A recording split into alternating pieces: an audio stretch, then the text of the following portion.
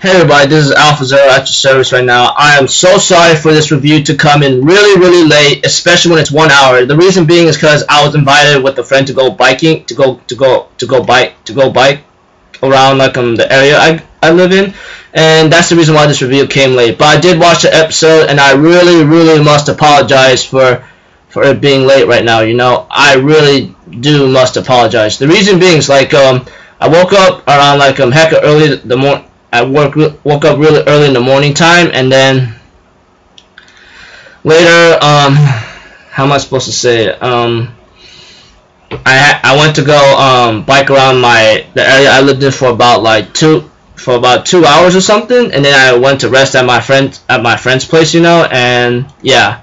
But when I looked at this episode, it seemed really interesting and very worrisome, and it looks like it has a lot of foreshadowing what's going on. So if anything else, let's just get started.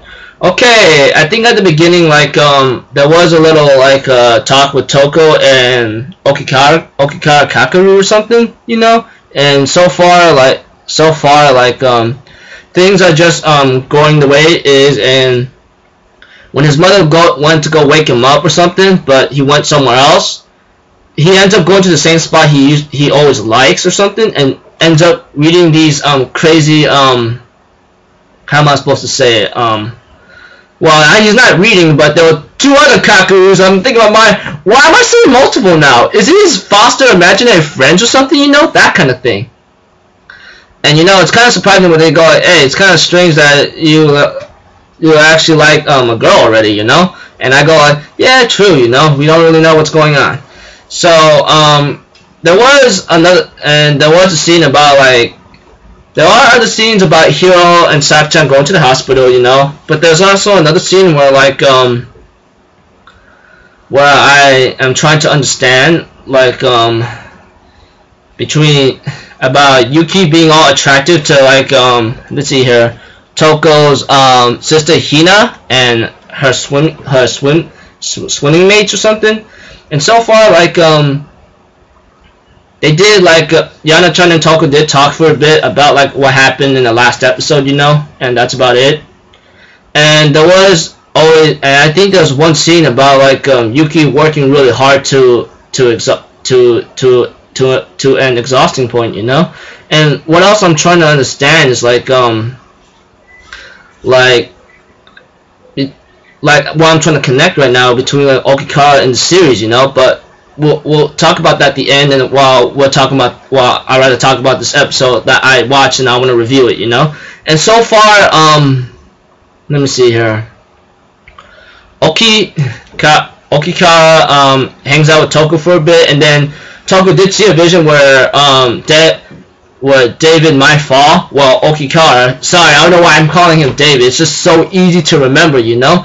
And she told Okikara, let's go somewhere to the beach, you know, that kind of thing. I don't want to go into high places and see you fall or something, that kind of thing. But the background behind it was a ground with a bunch of birds, so pretty much any foreshadowing we see of that, it's possible that he's gonna fall. There was another scene that caught my attention, that kind of bothered me a bit about Toko's sister Hina trying to tell Yuki, hey, stay attractive, that kind of thing. And of course, Sak-chan and Hiro still hang out at the hospital, and I was surprised where Sak-chan says Hiro's my boyfriend. I'm going, what?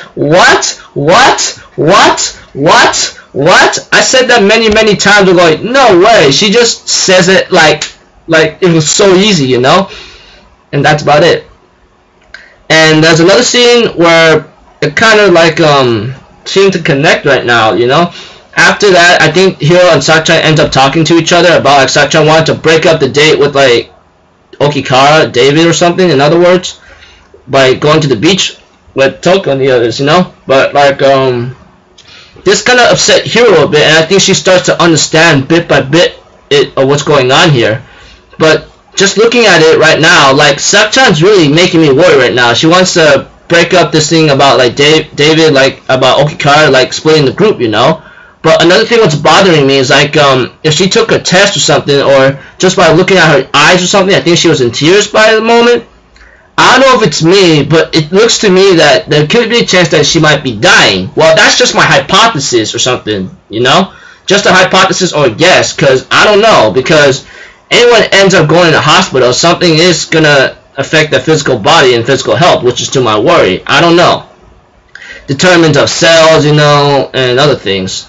So if anything else, that's just my worry about Sakchan, but she wanted to break up Okikara and Toko's date whatsoever she considers. And of course, like when Toko and Okikara end up talking to each other, yeah, Toko went to go grab something, you know, and that's about it. And Yana-chan ends up appearing in front of Okikara and says, since Toko's not here, I'm going to say it straight in your face, you know? Well, she didn't say that, the subtitles didn't say that, but the way how it's said and the way how she acted towards her, especially that face expression, it's like that. She says, you're the reason why Yuki's no longer attractive anymore. I go like, how is it his fault that he's not attractive? It's either his fault to let something like blocking him mentally to go to his full potential, or something else, man. Like, I for myself, and anyone else can understand, like, if there's a reason, it's like they themselves is making sure that they're not attractive, because they're allowing that kind of mentality bother them so much that they don't understand a certain point, you know? I'm serious. And later on, when Yana-chan was about to leave, Toko heard it behind her, you know? And Yana-chan says, oh, I'll get going, you know? Sorry to bother you. And she sees a vision where, like, Yana-chan says, you're a cute couple. And then a bunch of crows goes after Toko, and then, you know, she ends up screaming in terror and horror, and I go like, damn, dude, how worse can this group get, you know? So that's about it. Saw an episode preview, and it says snow, you know?